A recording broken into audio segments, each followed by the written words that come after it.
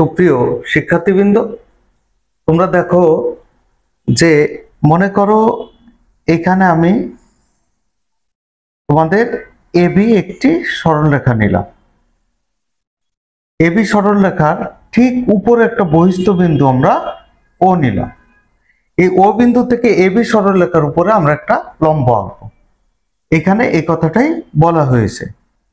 তো সেক্ষেত্রে আমরা কি করলাম, আমরা করলাম কি এইখানে একটা বিন্দু দিলাম, সেই বিন্দুটার নাম আমরা দিলাম সি বিন্দু।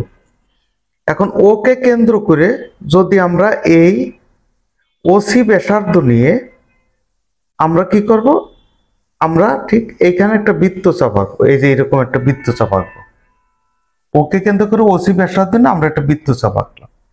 এই বৃত্তচাপটি যথাক্রমে পি ও কিউ বিন্দুতে ছেদ করলো। এখন পি ও কিউকে কেন্দ্র করে পি কিউ এর সমান ব্যাসার্ধ নিয়ে দুটি বৃত্তচাপ আঁকে। তাহলে ওই দুটি বৃত্তচাপ পরস্পর মনে করো আর বিন্দুতে ছেদ করলো।